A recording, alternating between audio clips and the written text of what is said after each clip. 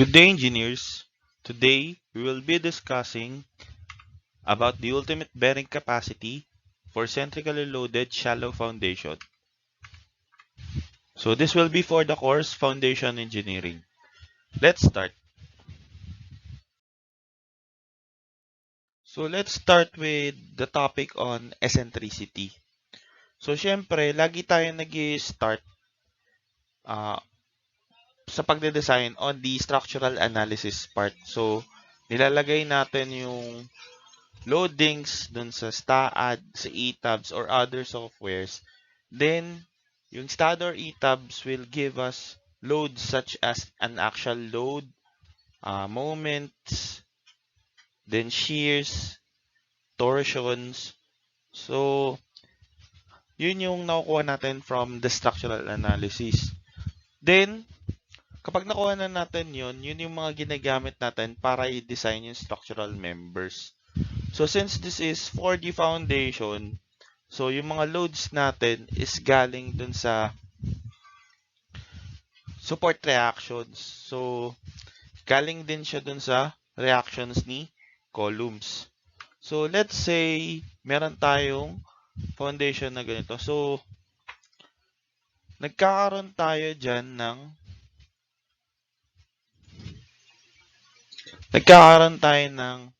actual load tsaka moment na galing sa structural analysis. So, nagkakaroon tayo ng actual loads and moments kapag ginawa natin na fixed yung support. So, pag fixed yung support, it will give you an actual load and a moment for the foundation. So, yun ngayon yung ita-transfer na loads patungo dito sa foundation na to.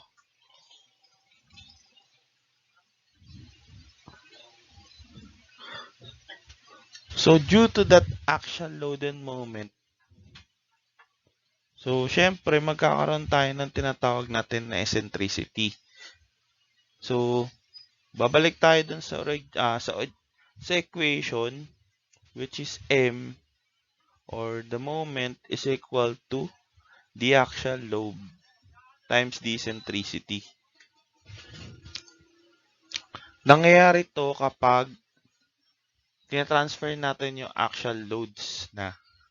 So, ibig sabihin, may tendency kasi due to principle of transmissibility sa statics, pwede nating gawin na yung moment na yun is maging actual loads due to eccentricity. So, ibig sabihin, pwede kasing i-cancel out natin yan. So, maglalagay lang tayo ng load pataas. Then, magkakaroon na ng eccentricity, ita-transfer natin patungo dito. So, ito, tsaka ito, pwedeng mag-cancel out. Then, due to the centrical loads, so, magkakaroon tayo ng eccentricity dito. So, dun nangyari yung nagkakaroon ng eccentricity yung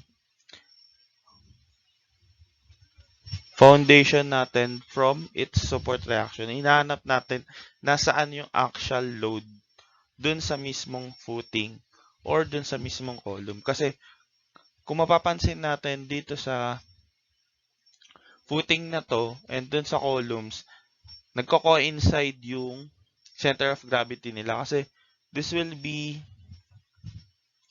itong broken line na to, this is the CG for columns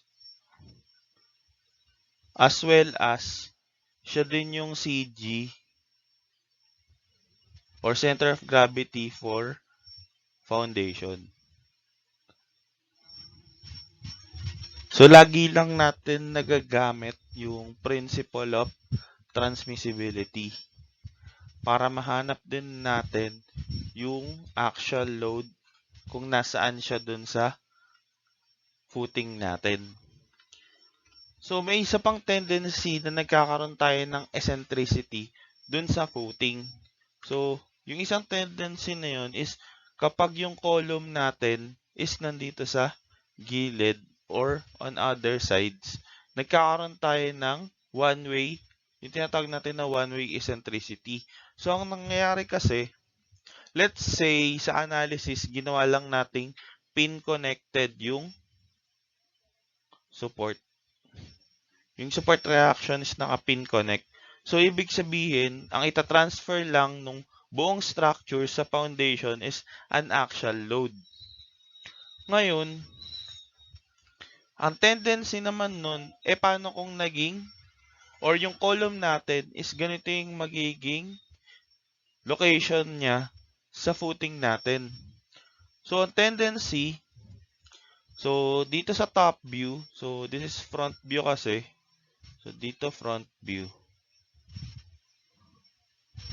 Ito yung top view. So, ang tendency kasi, ito yung CG, itong gitna na to, yan yung CG ng foundation or ng footing. Ngayon, ito yung CG ng column.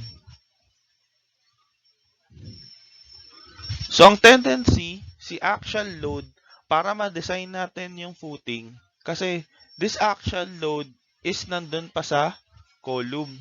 Ngayon, para makarating yan sa footing, kailangan natin siya i-transfer sa footing using the transmissibility. So, ibig sabihin, maglalagay tayo ng load na papunta dito. Siyempre, papunta siya dito. Tapos, kailangan din natin siyang i-cancel out pataas. So, ang tendency, magkakaroon din to ng eccentricity papunta dito. So, ang maitatransfer natin dun sa footing is a moment. Ibig sabihin, kung ganyan yan, magkakaroon ka ng moment patungo dun sa gitna ng footing. So, ibig sabihin, meron siyang certain eccentricity papunta dun sa gitna ni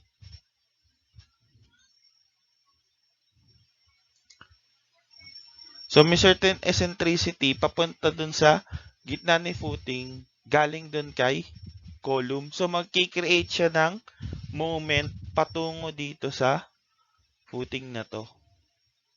So, ito yun. So, magagamit pa rin natin yung moment is equal to PE. Yung eccentricity kasi, automatic kapag ganito yung condition, nakukuha natin yung eccentricity. Kasi, for example, itong side na to, B. So, let's say this is B. Tapos, ito L. So, ibig sabihin, dito sa front view, this is B. So, let's say B yan, tapos, yung column natin may width na C sub 1. So, ang tendency lang para makuha natin yung eccentricity dito sa given na to is such that eccentricity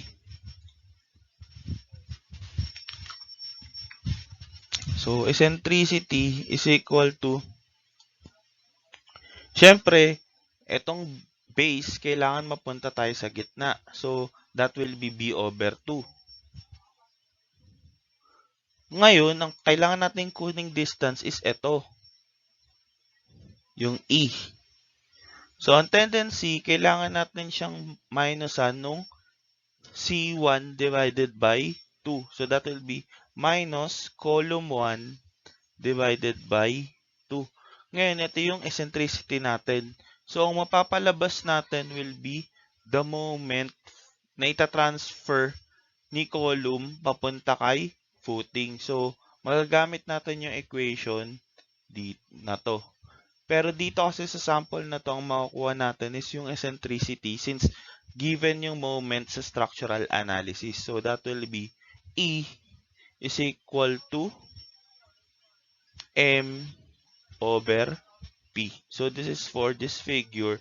Tas ito, yung eccentricity ang makukuha natin for this figure.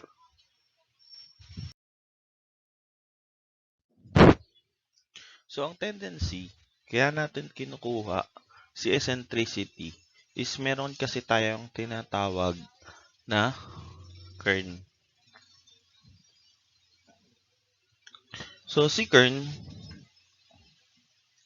siya tong shaded region dito sa footing natin. So,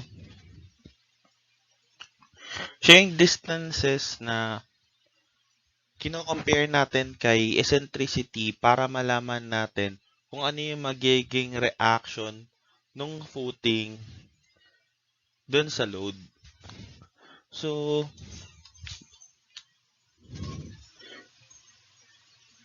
remember, para tong sa fluid mechanics, ito yung ginagamit natin sa overturning nung dams. So, meron kasi tayong distance na over 6 or 1/6 of the length. So, kung B2, meron tayong tinitignan na B/6 on the upper side and B/6 on the negative side.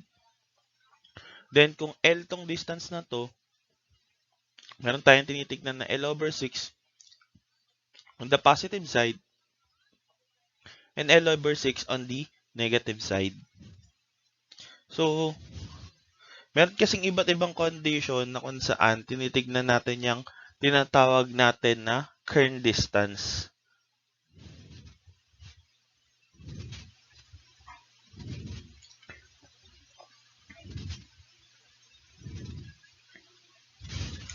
So, dyan kasi natin nalalaman ano yung magiging reaction ni footing. So, mayroon niyang iba't ibang condition. So, it's either... So, first niyan is either yung eccentricity natin is greater than or eccentricity is lesser than the current distance. Then, meron ding condition whereas yung eccentricity equal kay current distance and as well as yung third condition is such that eccentricity is greater than the current distance. So, itong tatlong conditions na to is may iba't ibang reactions na mangyayari dun sa footing natin.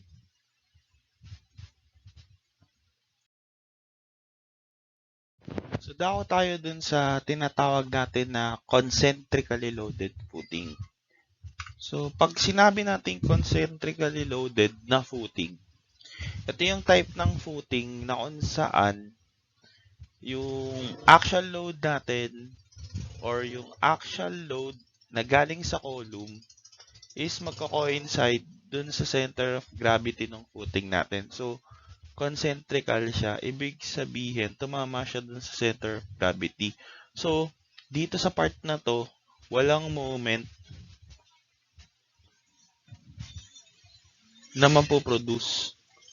So, there's no moment to produce.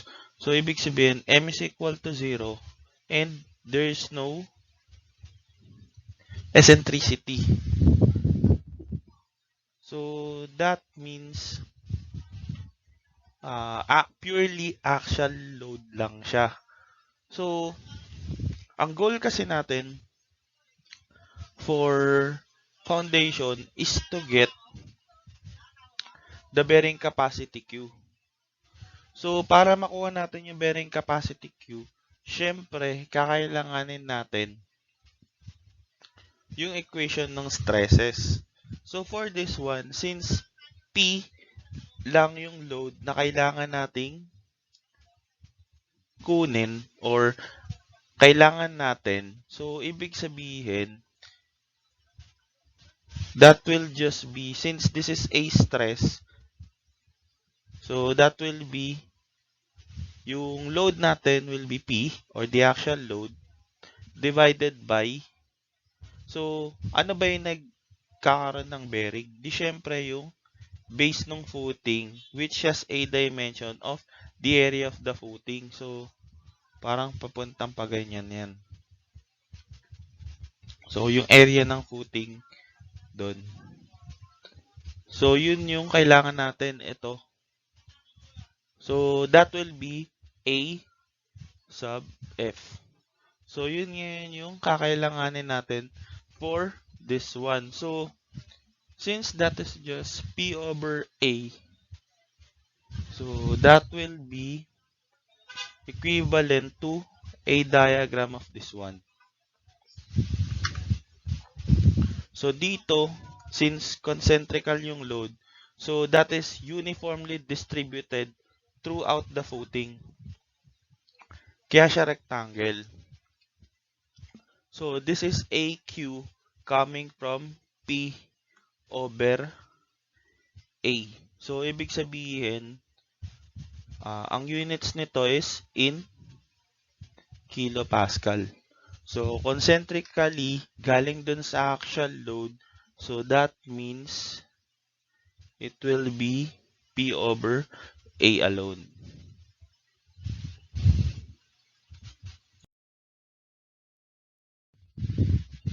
Let's proceed with the eccentrically loaded footing. So, dun sa eccentrically loaded, yan na yung meron siyang eccentricity. So, from this figure, so kung ito yung CG ni footing, or yung center of gravity ng footing, so this is the CG of footing. So, magkakaroon tayo ng eccentricity. That is the distance from the CG of footing to the actual load. So, meron ka ng value na P or the actual load. So, the tendency of this one is para papunta natin siya dun sa center of gravity ni footing. Siyempre, kailangan natin yung principle of transmissibility. So, ibig sabihin, para mapunta siya dun sa center of gravity, kakaroon tayo ng load P dito. Tapos, syempre, ika-cancel out natin yung load P na papunta dun. So, the tendency is meron na tayong P dito. So,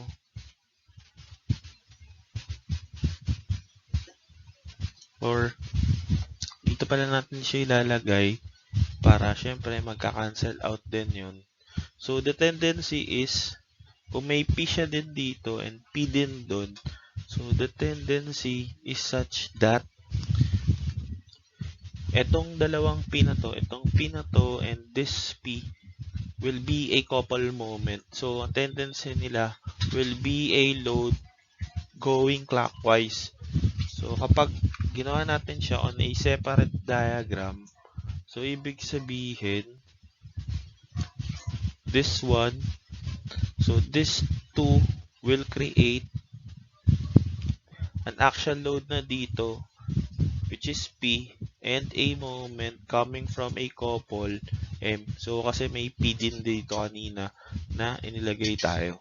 So, counterclockwise yan. Ito yung dalawa na eccentricity nila. So, we will produce an actual load and a moment. So, si moment dito is manggagaling lang sa P times the eccentricity E or actual load times the eccentricity. So, kung dito sa eccentrically loaded footing, meron tayong moment. Siyempre, hindi kagaya sa concentric na ang bearing capacity natin is manggagaling lang sa value na P over A. So, magkakaroon din tayo ng stress na galing dun sa moment. So, for example, dun tayo sa top view nitong footing na to. Let's say rectangle yung footing na yan. So, this is B and this will be L. So, kung rectangular yung footing, then let's say, ito yung sinasabi natin na center of gravity for this one. So, let's say, so CG yan. This will be CG. Let's say, meron kang moment na papuntang pa ganito. So, that will be moment M. So, ang tendency, sabi sa strength of materials, that will just be a value. So, a value of yung stress sa kanya is tatawagin nating flexural stress. So, since flexural stress siya, so that will be a stress. So, sabihin nating flexure yan. So, that will be Q. Let's say AQ for flexure. So, sabi ni strength of materials, that is in equation MC over the inertia.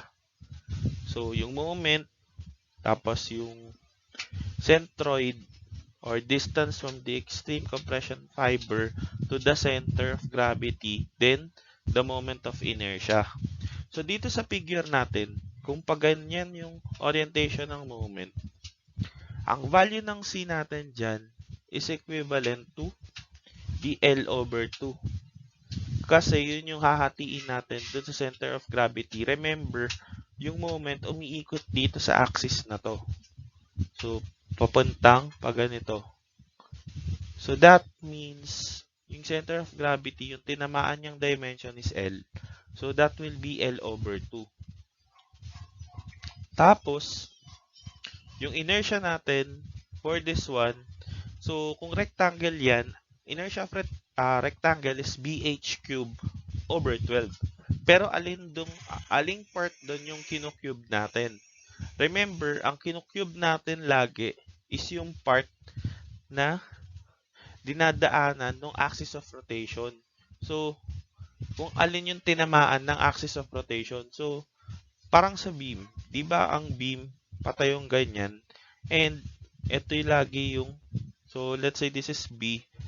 Ito yung H. So, ang tendency ng moment K-beam is i-rotate niya na papuntang pa ganyan. So, ito yung axis of rotation niya. So, that means ang tinamaan niya is yung H. So, kaya naging ang formula BH cube over 12. So, for this scenario, ang tinamaan ni axis of rotation is si L. So, that means that will be BL cube over 12.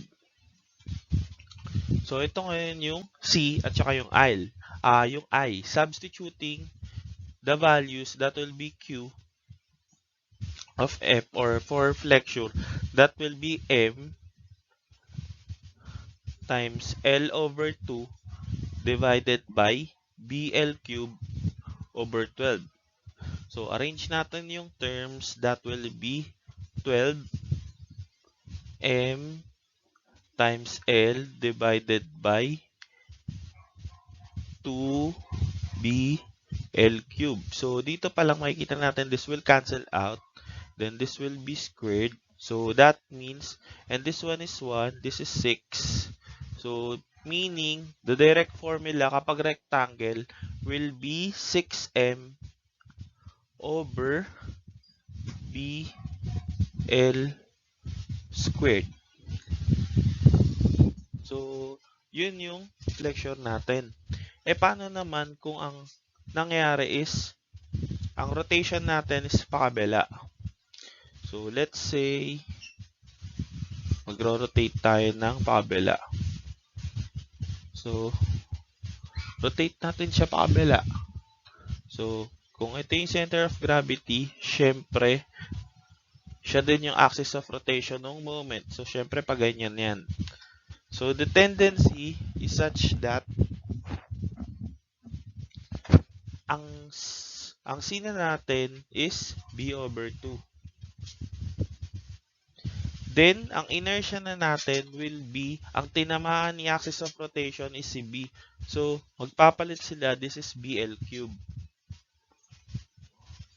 So, that means substituting the values. So, ang mangyayari will be, this will be M times B over 2. Then, this will be LB cube. So, Pag sinimplify natin yan, that is 12 MB over 2 LB cube. So, ito magka-cancel. Ito cancel. This will be squared. Ito magiging 1. Then, this will be 6. So, that is 6M over LB squared. So, yan ngayon yung flexural stress coming from a moment. So, now, balik tayo dito sa diagram or dun sa figures natin. So, kung ganyan yung figure natin, so, meron tayong ganyang figure. So, syempre, meron ka ng actual load, meron ka ng moment. So, mapupunta tayo ngayon dun sa condition on the distance of the urn. So, syempre, meron tayong tinatawag na distance of current. So, paano kung yung eccentricity, so, balik lang natin. Tingnan natin to. So, paano ngayon kung yung eccentricity E, so, ito, is mas malaki sa kanya yung EK. What if that is the scenario? This is E sub K. So, this is the condition whereas E is lesser than E sub K. So, ang tendency ng stresses, so the stress due to the actual load P will be, since compression lagi ang footing, so this will be positive P over A. Remember, on the footing, compression is positive, tension will be negative. So, tendency niya, this is P over A or positive P over A, yung stress diagram due to the actual load P. Then, for the moment capacity or the moment load, ang mangyayari sa diagram niya will be this one. So, kung mapapansin natin, ang positive side will be yung kung saan nakatutok yung arrow ng moment natin. So, this will be the positive MC over the I. Then, the negative, yung kabilang side will be negative MC over I. So, if we will add these two diagrams by the superposition method, so for E or eccentricity lesser than the current distance, the tendency of the stresses on the footing is such that, syempre dito sa ganitong condition, mas malaki yung stress due to actual load compared dun sa stress natin due to flexure. So, tendency is you will have a, ito yung side ng QU minimum and a side for Q maximum. So, for the Q minimum, that will be equivalent to positive P over A minus MC over the I. Then, for the Q maximum, that will be positive P over A plus MC over I. So, bali parang, since superposition method siya, yung side na to, dumagdag sa side na to, pero yung side na to, binawasan natin nito. So, on this condition, kaya naging ganito yung resulting diagram niya. Kaya naging ganito yung resulting diagram. So, that is i-equals natin pag pinag-plus. Kasi, yung positive P over A na stress is mas malaki compared dun sa negative MC over I. Kaya binawasan lang niya ng kaunti yung P over A. Hindi niya zero out or hindi niya in-exceed. So that will be the condition or the resulting condition kapag yung eccentricity natin is lesser than the current distance.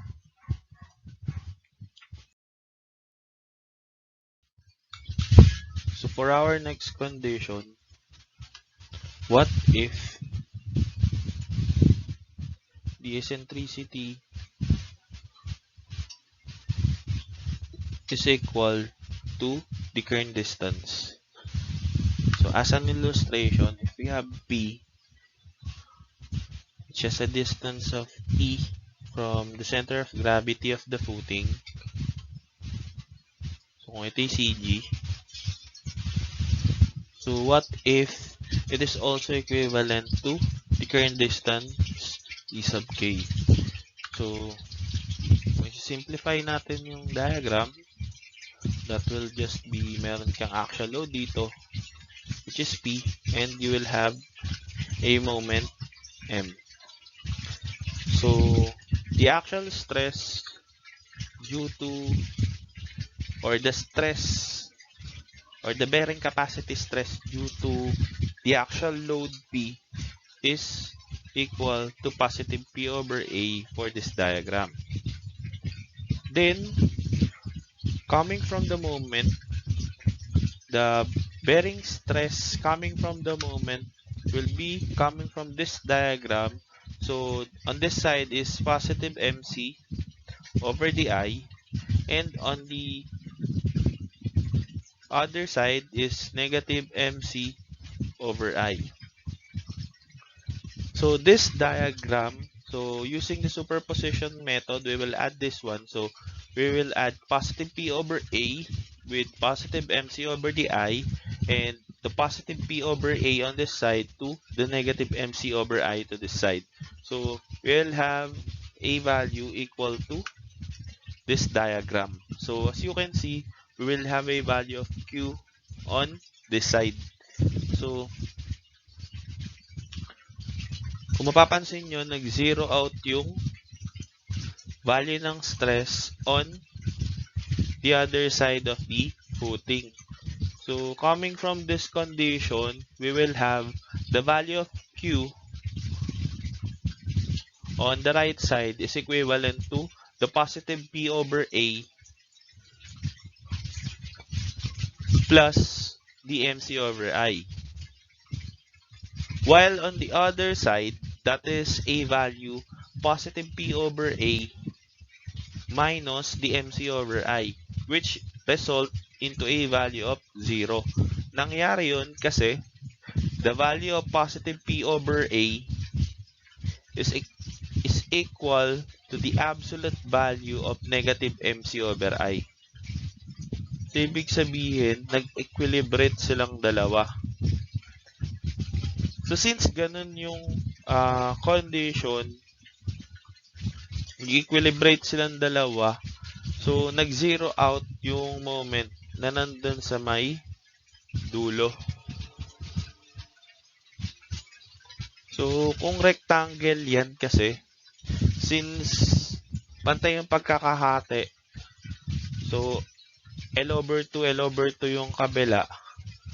So, ang tendency, we can also say na ito is a value 2 times or just a 2 times itong Q na to.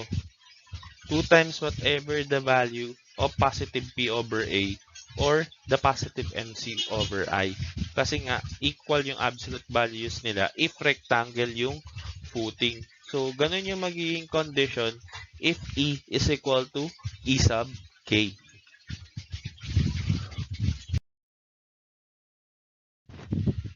So, for our last condition, dumako tayo dun sa part whereas the eccentricity, so the eccentricity is greater than the current distance. So, as an illustration, kung meron tayong actual load.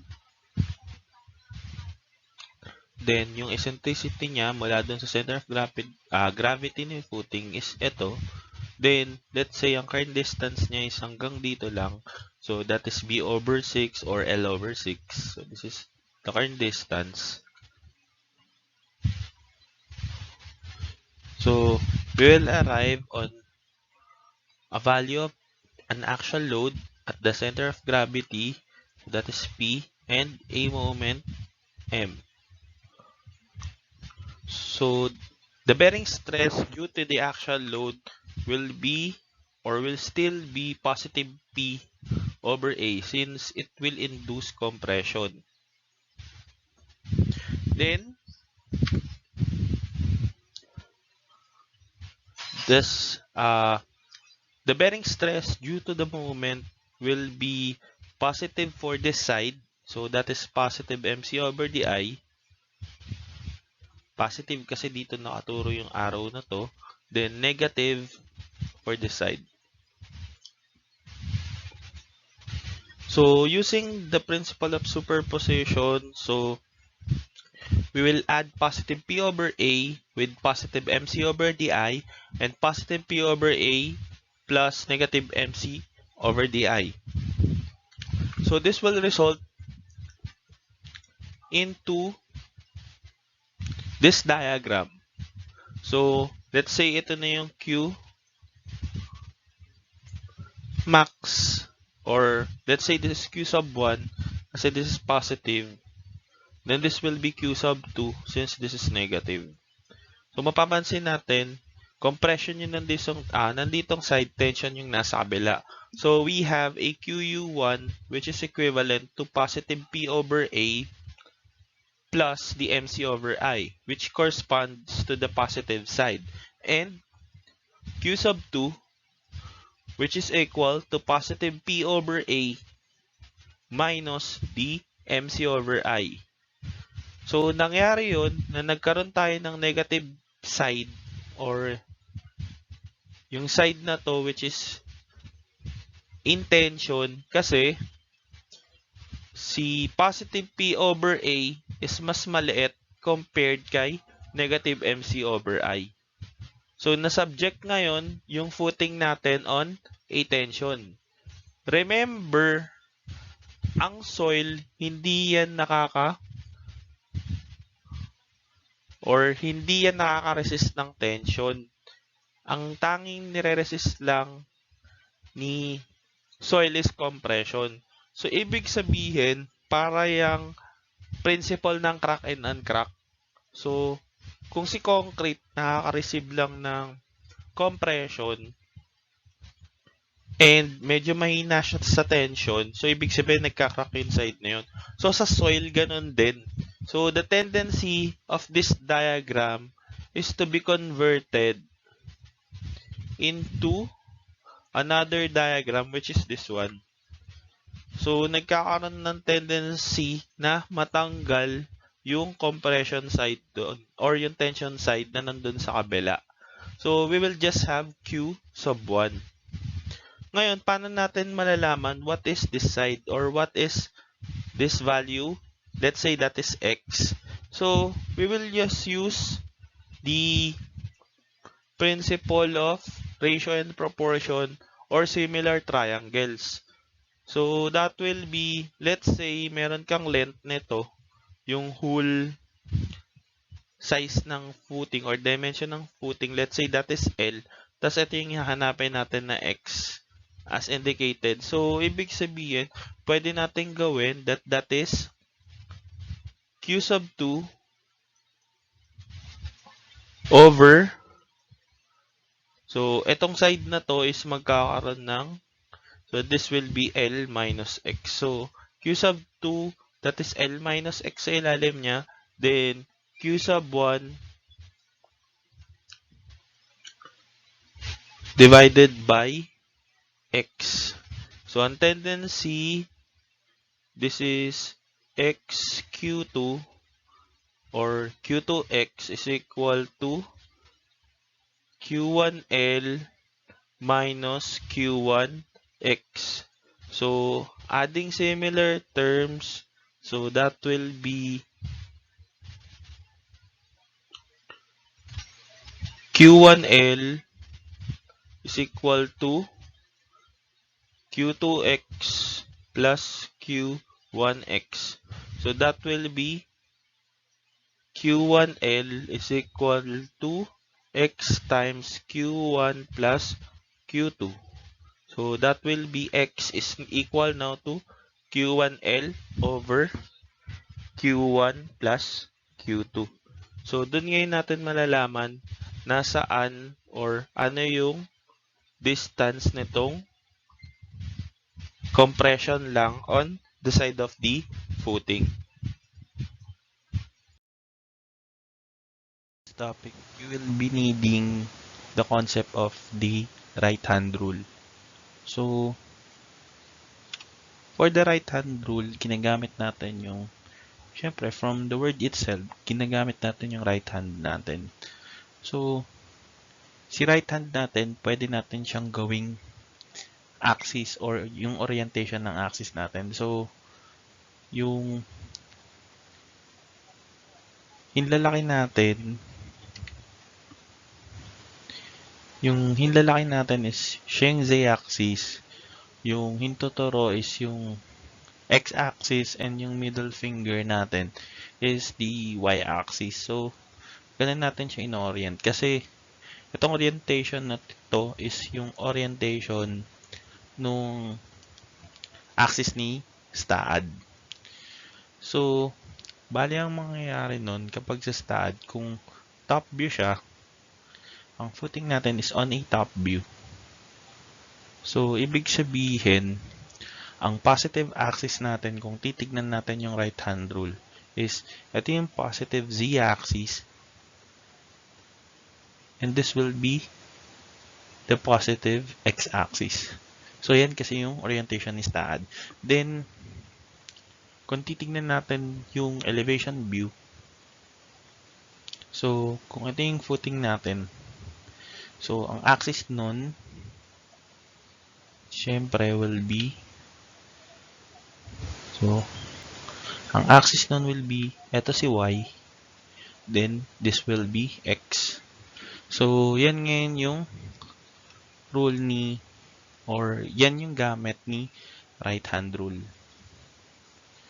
So, syempre, using the right hand rule din, malalaman natin whenever a moment is positive or it is negative. So, paano kung ganyan yung moment? Paano kung pag ganyan yung moment? Kailan natin malalaman na positive or negative yung moment? Since 3-dimensional na siya, hindi na natin masusunod yung counterclockwise positive, clockwise positive. So, using the right hand rule as well, so gagamitin natin yung thumb natin. So, kung ito yung axis na nagawa ng right hand mo, so ito yung index finger, ito yung hinlalaki, ito yung hintuturo, and this is the middle finger. So, kung yan yung axis na gagamitin natin, so syempre, kailangan natin malaman what is a positive moment. So, for example, we need a positive moment about the y-axis. So, malalaman natin yun kung saan nakaturo yung hinlalaki mo. So, kapag nakaturong pa ganyan yung hinlalaki mo on the positive axis, ibig sabihin, positive yung rotation about the y-axis. So, this is a positive my as indicated. So, ayan yung moment niya. Umiikot. So, kung yung index finger mo naman, by the way, yung hinlalaki mo is hindi sumunod dun sa positive axis, let's say, napunta dito yung middle finger mo. So, ang ikot nun is pakabila. So, negative na yung axis nun or negative na yung moment na ibibigay niya sa'yo. Kasi, hindi siya sumunod dun sa original axis ni STAAD or yung original axis ni right hand rule, which is ito. So, Next rotation naman. Paano kung gusto nating hanapin yung positive rotation ng x-axis? Siyempre, ang ginawa nating positive x-axis is ito. So, dapat, para malaman nating positive siya, or positive yung rotation ng moment, ibig sabihin, dapat nandun siya sa positive side of the axis, yung hinlalaki mo, nakatutok sa positive side of the axis. So, ito yung rotation. Paikot dito. So, kung yung hinlalaki mo naman is nandito sa kabilang side, ibig sabihin, negative yung ikot ng moment about the x-axis. So, for the last part, pag naman sa z-axis natin or yung moment about z, so, syempre, ito yung positive z-axis natin. So, kung yan yung positive z-axis, dapat yung hinlalaki mo nakaturo or directly na parallel dun sa z-axis. So, ito ngayon yung positive moment natin. So, yung curl, yun yung parang moment, yung curl ng lahat ng mga daliri mo.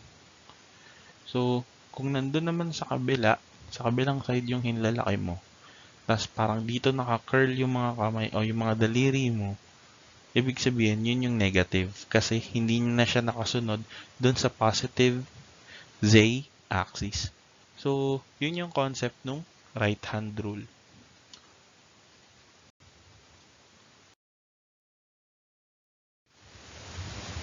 So, let's proceed on the one-way eccentricity. So, sa one-way eccentricity, ito yung may single axis of rotation or umiikot lang siya sa isang axis lang or meron lang siyang moment about a certain axis lang. So, from this figure, let's say, gamitin natin yung axis ni Stad. So, from this figure, meron kang, so let's say this will be the z-axis or the positive z-axis din. This will be the positive x-axis. So, that is the positive axis ni Stad. So, from that one, so, itong intersection point nila, let's say, that is the CG of the footing. So, since that is the CG of footing, ito naman will be, since this will be the column, this is the CG of the column. So, syempre, ang tendency upon structural analysis, syempre, for example, ginamit natin yung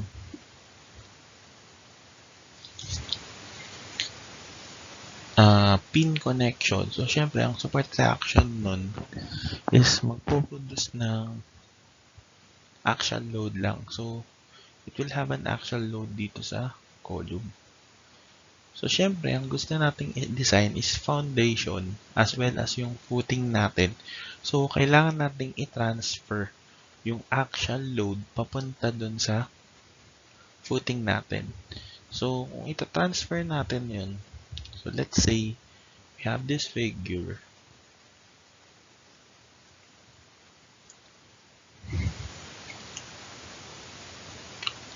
So, kung gusto natin siyang i-transfer, let's say it's acting on the center of gravity ni column. So, ito yung P. So, ito yung center of gravity naman ni footing.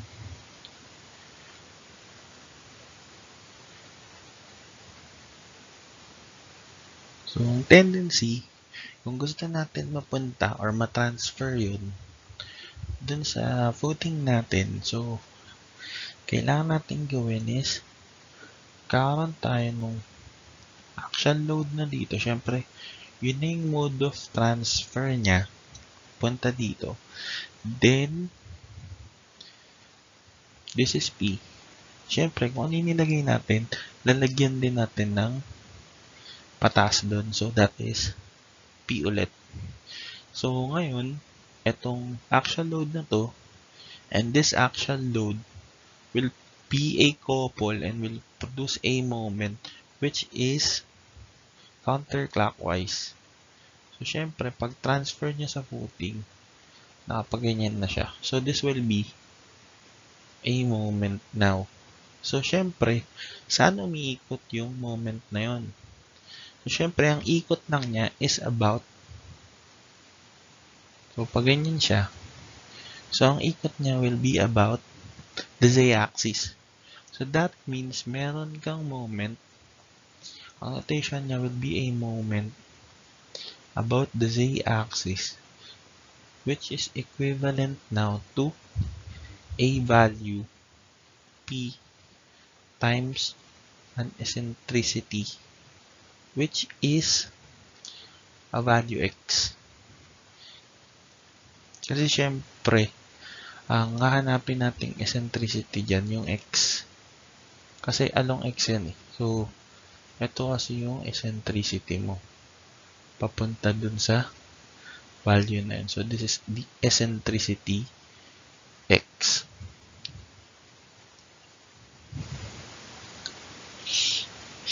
So, dyan ngayon natin makukuha what is the moment Z. So, yun yung one-way eccentricity kapag yung moment natin is rotating at a single axis lang. So, meron lang din tayong isang eccentrical distance or eccentricity.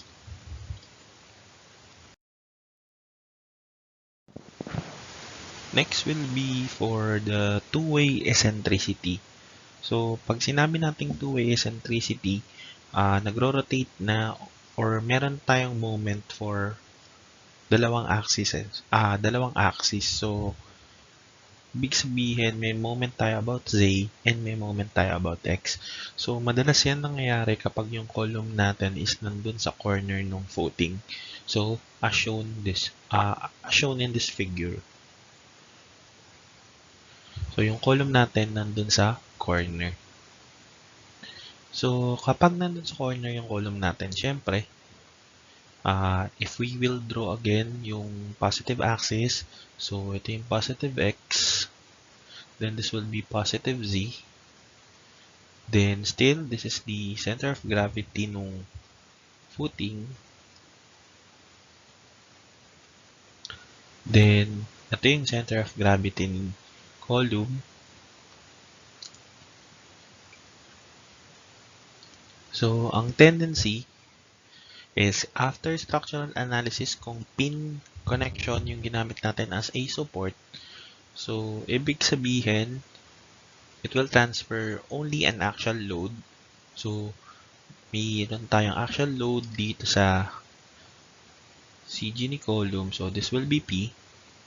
So the tendency for this one is to have a rotation about X and about Z due to eccentricity. So ito kasi is may eccentricity along Z, which is E sub Z. Then, meron siyang eccentricity going to X or E sub X. So, ang tendency, we will have a rotation for moment about X. So, easy siya. So, since nandito yung load, so pag ganun yan, then yung isa, since nandito yung load is pag ganito.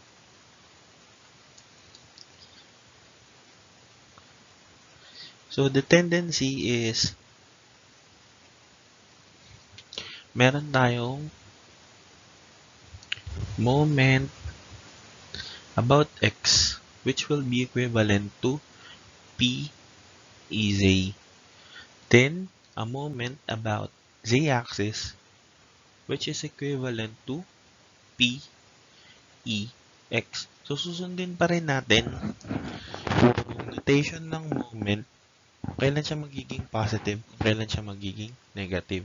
So, yung ikot ng moment nito, or yung ikot ng moment na to, about the x-axis. So, ang ikot niya is pag nilagay mo yung thumb mo is mapupunta dito sa side na to. So, ibig sabihin, that is positive kasi may tuturo mo yung thumb mo dito sa x-axis. Then, yung para dito naman sa z natin, or yung moment about sa z, that is also positive kasi tututok yung thumb mo dun sa positive. So, pag inikot mo or pag tinutok mo yung thumb mo, saktong-sakto sa ikot na pag ganito. So, that will be a two-way eccentricity. Meron tayong moment for each axis. So, nangyayari yun sa structural analysis kapag fix yung support and it is a 3D analysis. So, meron kang moment about X and meron kang moment about the Z-axis.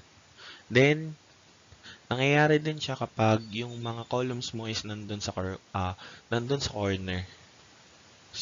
So, pag may columns ka, dun sa corner ng footing. So, nangyayari yung two-way eccentricity.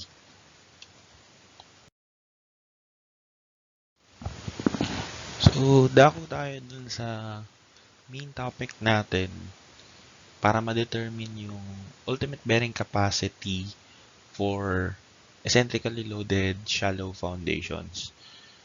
So, we will be using two methods to determine the ultimate bearing capacity kapag may eccentricity yung footing natin. So, the first method will be the Meyerhoff's effective area method. Siyempre, ang gagamitin natin dito ang equation will be the Meyerhoff's equation. So, this will be the step-by-step procedure on how we can get the ultimate bearing capacity using this method. So, the first step is, nakalagay dyan, determine the effective width, B prime, and the effective length, L prime. So, we can determine that one by B prime is equal to B minus 2 times ng eccentricity and L prime is equal to L minus 2 times of the eccentricity. So, paano natin gagawin yung first step? So, let's say meron tayong footing dito na given. So, coming from this footing, so let's say, lagyan ulit natin ng axis same as the axis from STAAD. So, that will be, ito si J, ito yung X. So, that will be the axis na gagamit natin. Let's say, nagkaroon tayo ng eccentricity due to moment about X and about Z axis. So, let's say, dalawang moments about X and about Z. So, two-way eccentricity tayo. So, let's say, nandito si point P. So, na-prove natin na dyan mumula si point P coming from the moment X. So, ibig sabihin, pag ganyan yung moment sa X, then, papunta dito yung moment sa Z. So, yan ngayon yung moments natin. So, this will be moment X. Tapos, ito yung moment Z. This is moment about Z. So, that means, kung yan yung moments natin, and we will convert it into an actual load. So, ibig sabihin, andito si P, then, itong distance na to, so, tanggalin lang natin ng P dito. So, meron kang P dito. So, itong distance na to, that will be E sub Z. Then, this will be E X. Let's say, itong footing na to is square. So let's say this is a square footing. So this will be B and this will be L. Originally, that is B and that is L. Let's say na B is equal to L.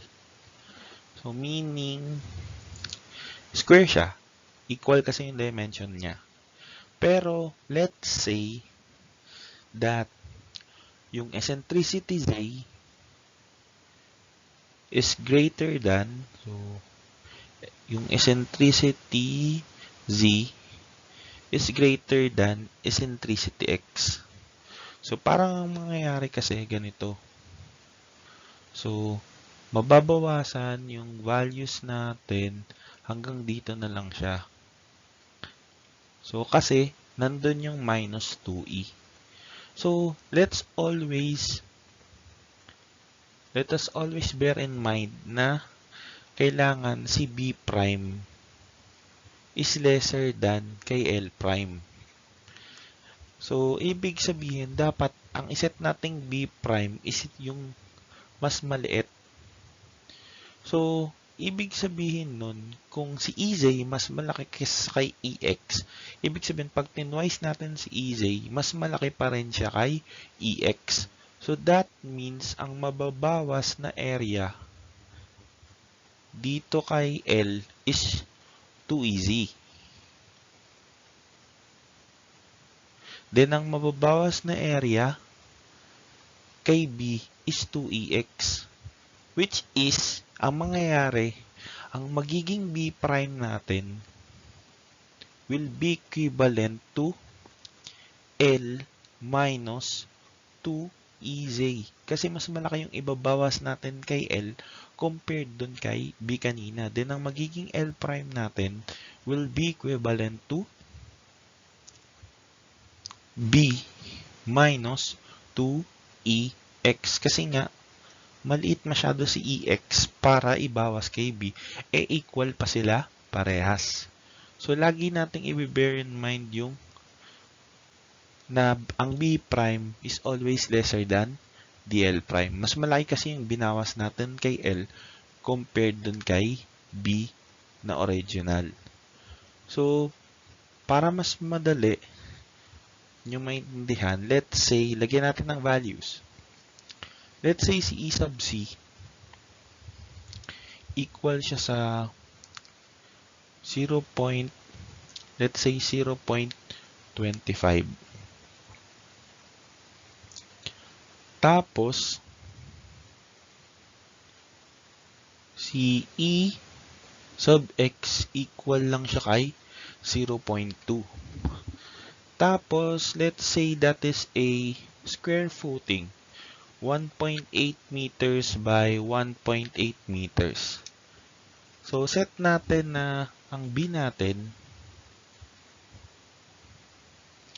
is 1.8 equal din siya sa L. So, ngayon, masiset natin or makikita natin na si E sub Z 0.25. Kapag 2 times pa natin yan, that is 0.5. Meaning, 0.5 yung ibabawas natin kay 1.8. Samantalang sa E sub X, ang ibabawas natin is 0.2. Times 2 will be 0.4. So, mas malaking ibabawas natin on the side na merong E sub C or eccentricity Z. So, that will be, ang B prime natin dito will be equivalent to 1.8 minus 2 times E sub Z, which is 0.25. So, that is 1.8 minus 0.5, which is equal to 1.3 meters. Then, for L prime, that will be 1.8 minus dalawang 0.2. So, that is equal to, that is 1.8 minus 0.4. So, that will be 1.4 meters. So, as we can see, 1.3 meters is lesser than the 1.4 meters. So, we have proven that B prime is the 1.3 meter length. So, yun ngayon yung procedure or interpretation ng first step. So the next step will be to determine the shape and the depth factor using the effective length and the width. So alam naman natin na ang gagamitin natin dito is the Meyerhoff's equation. Hindi natin gagamitin dito yung Tersaghi's bearing capacity equation. So ang gagamitin natin to determine the ultimate bearing capacity is yung CNC,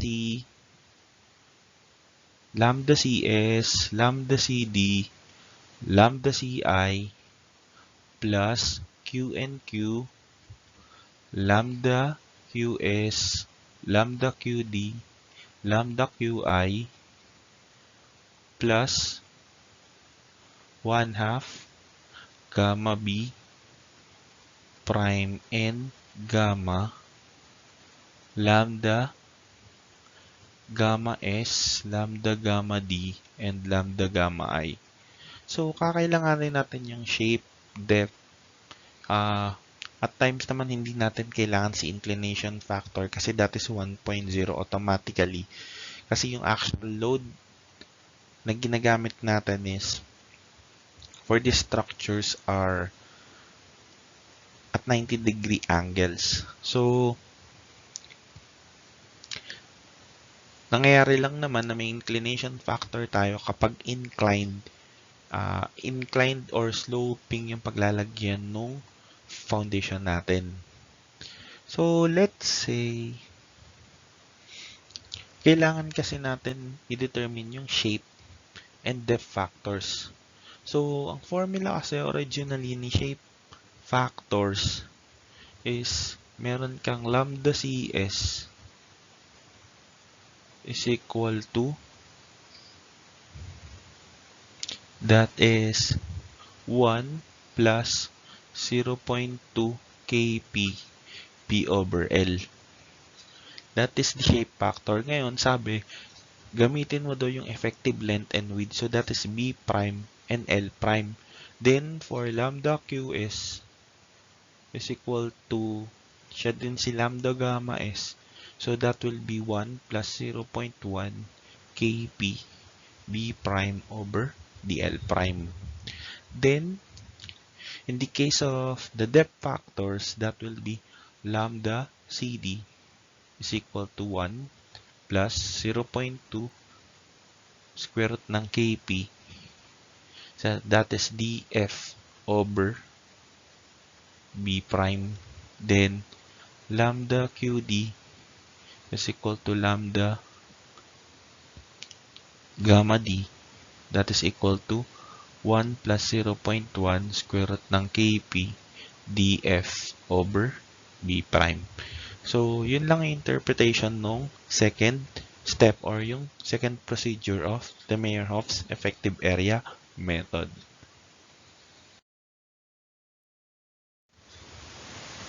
So, para dun sa third step ng Meyerhoff's effective area method natin. So, sabi dito, use the effective width for the third term in the Meyerhoff's bearing capacity equation. Remember, sabi natin, si B prime, so that is B prime, is always lesser than DL prime. So, that means, dapat gagamitin nating B prime is yung mas maliit. So, kagaya nung sinulat ko kanina for the Meyerhoff's equation, so, yung QU natin dyan will just be equal to sinisi, lambda CS, lambda CD, lambda CI, plus kona ko, lambda QS, lambda QD, lambda QI, plus 1/2 gamma B prime N gamma, lambda gamma S, lambda gamma D, lambda gamma I. So, yan ngayon yung ultimate bearing capacity natin. So, sinunod natin na on the third term of this equation, dapat B prime yung gamit natin. So, meron pang tendency, paano natin kukunin si gamma. Kasi merong condition na nakaka-affect pa yung water table kahit nasa ilalim na siya ng footing natin. So, for example, ito. So, what if andito yung water table? Then, we set this as B prime. Tapos, ito is the depth D. So, from the bottom of the footing to the location of the water table. So, ang tendency is, paano kung mas malaki si B prime kaysa kay D? So, parang ganito yan. Magkakaroon ka dito ng B prime. So, magkakaroon tayo ng tinatawag natin na gamma average, which is equal to 1 over B prime now times, let's say, meron tayong gamma nito, and ang gagamitin natin dito is yung gamma prime, which is effective unit weight or the submerged unit weight. So that will be gamma times D now, that is plus, para lang tayo nag-average, that is gamma prime times B prime minus D. Ito na ngayon yung gamma average natin. Kasi kapag ang condition is B prime is lesser than D, so mas malalim na siya compared kay B prime, ibig sabihin hindi na nakaka-apekto yung water table dun sa footing natin. So, we take gamma average as a gamma na lang nung, or gamma average as a gamma nung soil na lang na nasa taas.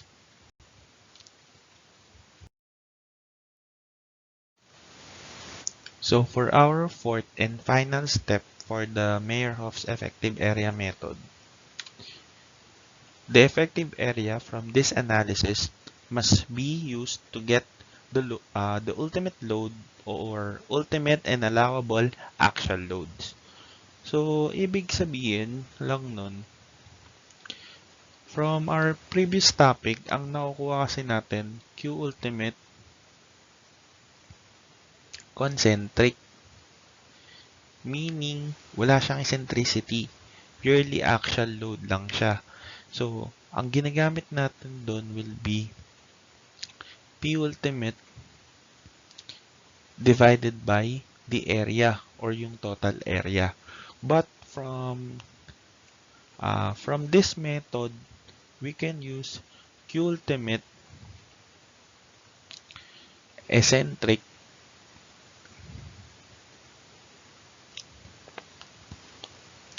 so which is equal to, so that is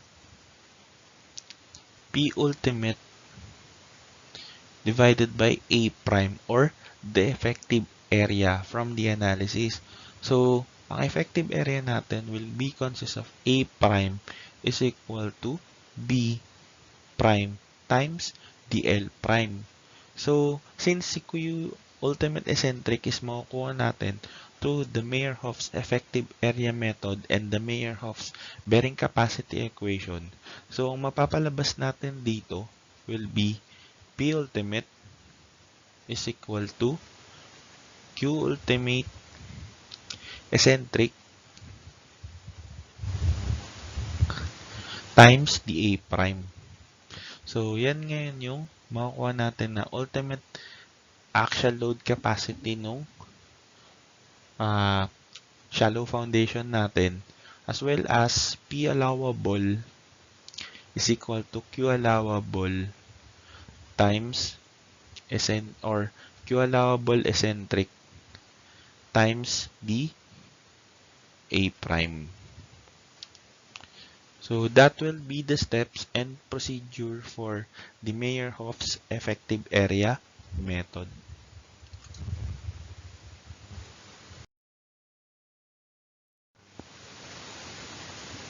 Let's proceed dun sa last concept for ultimate bearing capacity for eccentrically loaded shallow foundation. So, kung yung kanina, that is a Meyerhoff's effective area method. So, ito naman is yung Bowles method. So, this comes from the book written by Bowles. So, it has a reduction factor given as RE or R sub E is equal to 1 minus 2E over B. So, this equation is for cohesive soils. Then, another equation will be R sub E is equal to 1 minus square root ng E over B. So, this is for cohesionless. And for values of E over B from 0 or between 0 and 0.3. So, let's make this one clear. So, etong R sub E or yung second equation, pwede natin gamitin to sa cohesive na soil provided na meron tayo nito or nasatisfy natin to. Pero kung hindi natin masasatisfy itong equation na to or itong condition na to, we shall use this one as an equation for the cohesive soil. But for this topic alone, yun yung gagamitin natin or for this discussion alone, yun yung gagamitin natin condition. So, kailangan masatisfy mo to for cohesive soil para magamit natin tong equation na to. Pag di natin na-satisfy, let us use this equation. So, paano ba natin gagamitin tong equation na to? So, magagamit natin tong equation na to kapag let's say, ito yung gagamitin natin. So, kung meron tayo dyang footing, so, syempre, due to eccentricity, so, let's say, nandito ulit yung load P. So, this will be, so, this is X EZ, and this is EX. So, let's say, ito yung B natin, ito yung L. So, ibig sabihin, we have reduction factors R sub E based on B, which is equal to 1 minus square root ng, ang kapartner ni B si E sub X. So, that means, that will be E sub X over B. Then, for REL, that will be 1 minus square root ng, ang partner ni EZ, si L. So, that will be E sub Z over L. So, yan ngayon yung REB and REL natin. So, saan natin gagamitin to? Remember, we shall use this one or we shall get first the QU concentric. So, gagamitin lang natin to. Pwede natin gamitin to for Tersagi. Pwede rin natin gamitin for Meyerhoff's. Provided na sa QU concentric. So, for example, gamitin natin kay Meyerhoff's. Sa QU concentric kasi, ang gamit nating original equation for Meyerhoff's is lang natin to.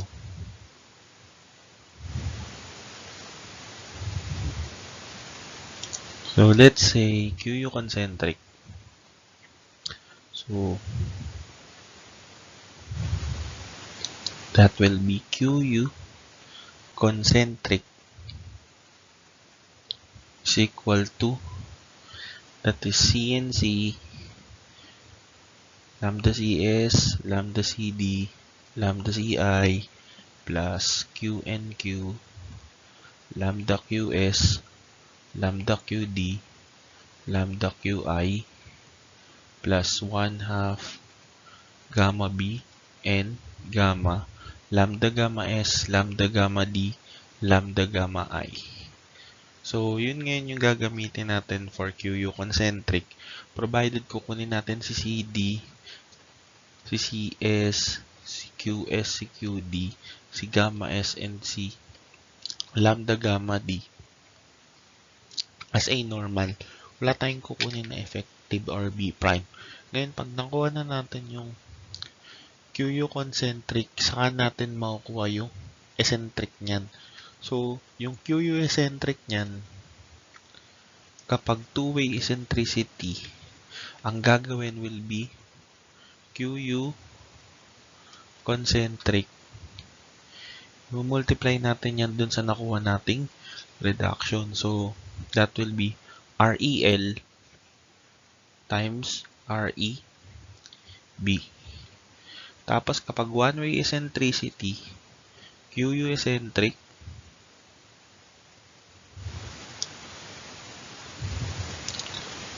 that will be QU eccentric is equal to QU concentric. This is QU concentric. So, QU concentric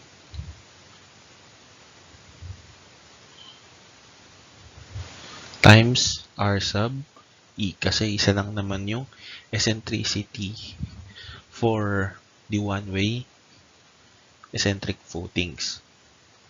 So, that two method shall be used for the ultimate bearing capacity for eccentrically loaded shallow foundations.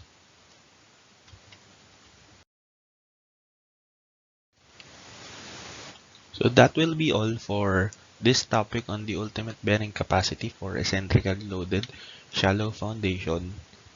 So thank you for listening. So don't forget to subscribe to Butch TV, and thank you to Engineer Carl Ambray sa pagpapahiram nung pictures niya on the right hand rule. Don't forget to subscribe also to his channel, Carl Ambray, dun sa YouTube. So thank you for listening.